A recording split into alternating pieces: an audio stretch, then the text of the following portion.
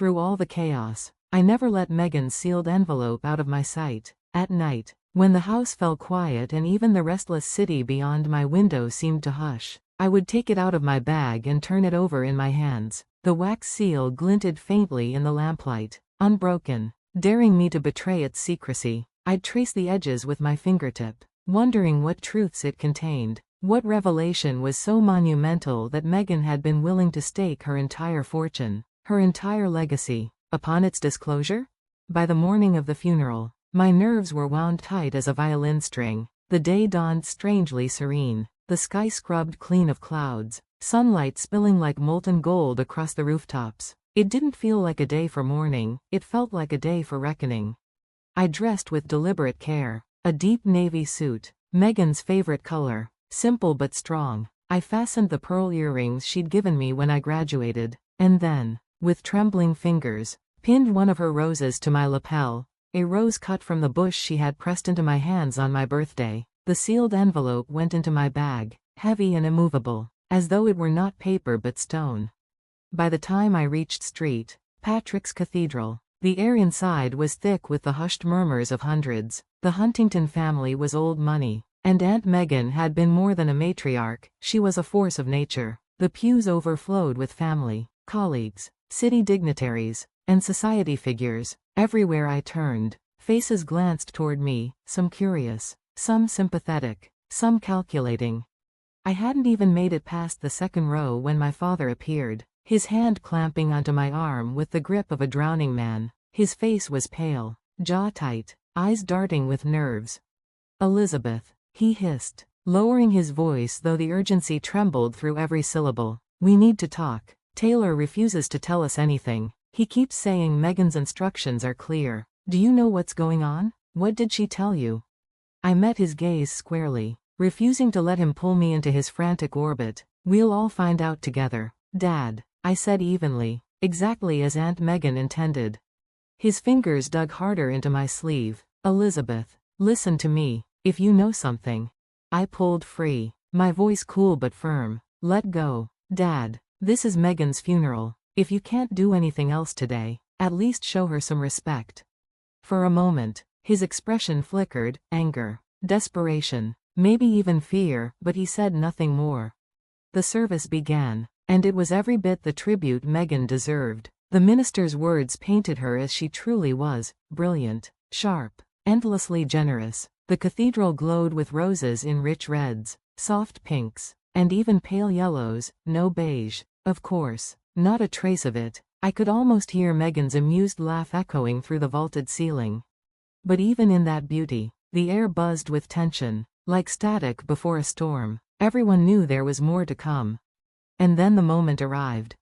From the front pew, Daniel Taylor gave me a subtle nod, the signal. My legs felt heavy as I stood, each step to the podium echoing too loudly in the hushed cathedral. The envelope seemed to burn in my hands. When I turned to face the sea of expectant faces, silence fell in a thick wave. My father sat stiff as stone in the front pew, anxiety twisting his features. My cousins leaned forward, eyes hungry, as though about to feast. I took a breath and steadied myself, surrounded by the faint, comforting fragrance of roses. In that instant, I felt her with me, Megan, strong and unyielding, her hand on my shoulder, her eyes urging me onward. Before her death, I began, my voice clear though my heart thundered. My Aunt Megan left instructions. She entrusted me with a letter that she insisted must be read here today, publicly, before all of you. The sound of the wax seal breaking seemed deafening in the silence. I unfolded the papers slowly, carefully, and as I withdrew the photographs tucked inside, a sharp gasp escaped my father's lips. The first photograph showed a young Megan, radiant, standing beside a man I did not recognize. They were holding up a set of architectural blueprints, pride written across both their faces. The next was of the same man at a construction site, pointing toward scaffolding that unmistakably belonged to the original Huntington Industries building. "My name was Megan Huntington," I read aloud, the words cutting cleanly through the cathedral. "And this is the true story of how Huntington Industries began." The man in these photographs is Kevin Davis, a gifted engineer, a visionary innovator, and my original business partner. It was Kevin who truly founded what would later become Huntington Industries. A ripple of shock moved through the room, murmurs swelling. My father's complexion blanched. Kevin and I met at university, I continued, Megan's words flowing from me. We shared a dream, to change the world by developing sustainable, eco-friendly building materials. Kevin was the genius in design and engineering. I was the strategist. Together, we built the foundation of the company. I lifted another photograph from the envelope, Megan and Kevin shaking hands over a signed contract, smiles of triumph lighting their faces. We were equal partners, I read on. Everything was shared evenly, patents, profits, the future itself, until the night of November 8, 1958, when Kevin died tragically in a car crash. From the corner of my eye, I saw my father shift violently, half rising before Uncle Henry pressed him back down with a firm hand. But Kevin's death was not an accident, I continued, Megan's words sharp as steel. His car had been deliberately tampered with. The brakes were cut. I discovered this too late, after the case was closed. I looked up then, deliberately, meeting my father's stricken gaze. His lips parted soundlessly. I also uncovered something else. I read, my voice steady, legal documents filed hours before Kevin's death, transferring his half of the company into the Huntington Family Trust. Papers bearing Kevin's signature, except the signature was a forgery, forged by his supposed business partner, my brother, George Huntington. The cathedral erupted. Gasps, whispers, cries of disbelief. Some even stood, craning for a better view. My father surged to his feet, face red with rage. Lies, he shouted. This is slander. Megan's letter means nothing. I held up the thick packet of documents Megan had so carefully assembled. No, Dad, it's the truth. Aunt Megan kept everything, contracts, reports, even police records that were buried. She knew. Why now? My cousin Scott's voice rang out, raw with disbelief. His eyes flicked from me to his uncle with horror. Why reveal this after all these years? I lowered my eyes to the letter once more, letting Megan answer for herself. I reveal it now, I read aloud, because I have spent 60 years building Huntington Industries into what Kevin and I dreamed it would be. I have devoted my life to honoring his vision. But for 60 years, I have also watched my brother live richly from a crime he thought buried. I have watched his family inherit not pride, but entitlement, privilege without accountability, power without justice. I stopped, my throat tightening, the weight of Megan's words settling into the silent, shaken cathedral. And then I realized, this was only the beginning. P.S. Under no circumstances are they to bury me in beige. You know exactly how I feel about beige. I read it twice, the words searing into me like fire. Then I looked up at Taylor. She left everything to me? He gave a solemn nod. Her company, her investments, her estate, valued at approximately $115 million, provided, he added carefully, you fulfill her condition. My stomach turned. I thought of my father, whose bitterness over Megan's success had only sharpened with age. I thought of my cousins, who had hovered around her like moths, desperate for inheritance, and I thought of the letter in her jewelry box, sealed and waiting, carrying a truth Megan had guarded for decades. When is the funeral? I asked. In 5 days, Taylor said. Street, Patrick's Cathedral. She specified every detail herself. I stood, still gripping her letter. Then I should go. I have a jewelry box to open. Megan's estate was a world unto itself. The gates swung open at my approach, their iron bars groaning faintly. The mansion rose from the manicured gardens like something out of a storybook, Victorian spires, ivy-clad walls, roses climbing the trellises in wild abundance. Mrs. Evans, the housekeeper, met me at the door with red-rimmed eyes. Oh, Miss Elizabeth, thank heavens you're here. Your aunt left strict orders, you're to have full access to her personal rooms. Thank you, I murmured, squeezing her hand. Upstairs, Megan's bedroom smelled faintly of roses and old perfume. Sunlight streamed through silk curtains, dancing across portraits and books and little treasures she'd collected over a lifetime. On the dresser sat her jewelry box, carved with intricate roses. I traced the familiar grooves until I found the right petal. Third from the left, I whispered. With a click, the secret compartment opened. Inside lay an envelope, sealed with wax, labeled in bold letters, to be opened at my funeral. It was heavier than expected, photographs hidden within. My hand shook as I held it. For a heartbeat, I nearly broke the seal, desperate to know, but I stopped. Megan had trusted me with her secret for a reason. If she wanted it revealed publicly, I had no right to betray that. I slid it carefully into my bag. As I turned, my eyes fell on a photograph on the bedside table. A younger Megan stood proudly in front of the original Huntington Industries building, her smile confident, her eyes carrying that knowing gleam that had always made me feel both seen and challenged. "What truth did you guard all these years?" I whispered. What secret could possibly change everything? The next 5 days blurred into chaos. Funeral preparations consumed every moment, tangled with constant phone calls from my father, sometimes heavy with false concern, more often edged with barely concealed desperation. My cousins were worse, their messages dripping with greed and suspicion.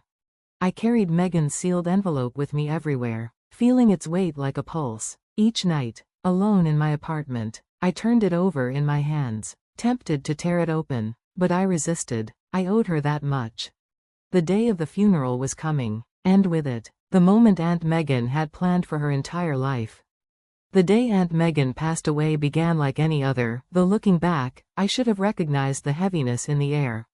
The morning sunlight filtered through gauzy curtains, washing my kitchen in pale gold as I carried a tray of seedlings outside.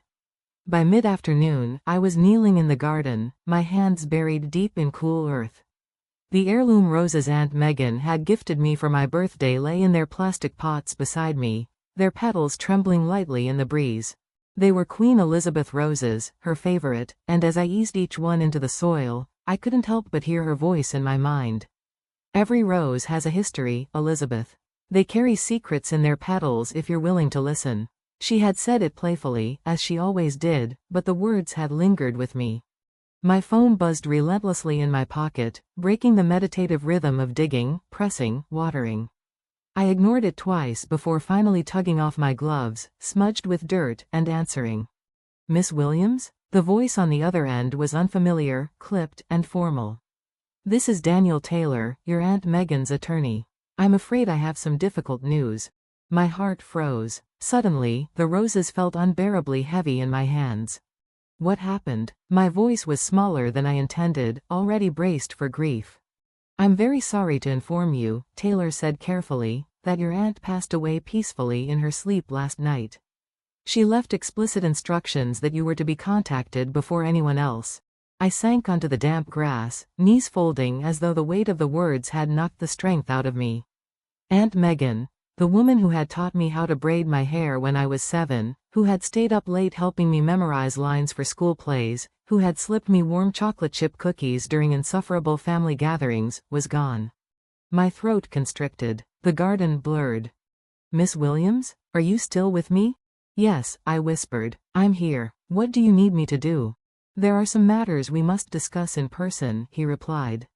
"Your aunt left detailed instructions about her funeral, and a letter meant only for you. Could you come to my office today?" I looked down at the roses in my lap. Their soft pink blooms caught the sunlight, glowing with a fragile beauty. Megan had given them to me herself, just 3 weeks earlier. I could still see her mischievous smile, the knowing sparkle in her eyes as she handed them over. "These roses have been in our family for generations," she'd told me. Like all the best family secrets. At the time, I thought it was one of her cryptic, playful remarks. Now it felt like a warning. "I'll be there within the hour," I said. Daniel Taylor's office was everything I expected from a lawyer who managed old money legacies. Dark mahogany shelves sagged with leather-bound volumes. A wall of glass overlooked the city skyline, gleaming with skyscrapers and possibility. Everything smelled faintly of polished wood and quiet authority. Taylor rose from behind his desk as I entered, a tall man with thinning hair and a carefully practiced air of sympathy. "Miss Williams, thank you for coming so quickly. Please, sit." I lowered myself into one of the heavy leather chairs, hands folded tightly in my lap. The grandeur of the office made me feel out of place, like a child playing dress-up. "Mr. Taylor," I began cautiously. "Why did Aunt Megan want me contacted first?" He studied me for a moment, then reached into a drawer and withdrew 2 envelopes. The first was thick, official, stamped with his firm's crest. The second was smaller, cream-colored, with my name written across the front in Aunt Megan's elegant handwriting. "Your aunt was a remarkable woman," Taylor said, his tone careful. "She left very precise instructions about her estate and her funeral. She also left this letter, which she asked you to read privately before anything else." My fingers trembled slightly as I took the envelope. The faintest trace of roses and vanilla clung to it, her scent stubbornly alive. Slowly, I unfolded the paper inside. "My dearest Elizabeth," the letter began. "If you are reading this, it means my time has come. Please don't be sad. I lived precisely the life I wanted, something not many can say. But there is one last favor I must ask of you. At my funeral, you must read another letter aloud. A letter that will change everything for our family. You will find it in the secret compartment of my jewelry box, the one I showed you when you were 12, hidden behind the carved rose. Do you remember? Some might call this revenge. I call it justice, delayed, perhaps, but justice nonetheless. Everything I own, Huntington Industries, my estate, my fortune, is yours. But this inheritance comes with a single condition: you must reveal the truth publicly, in front of everyone. Be brave, Elizabeth. You are the only one I trust to do this. With all my love, Aunt Megan."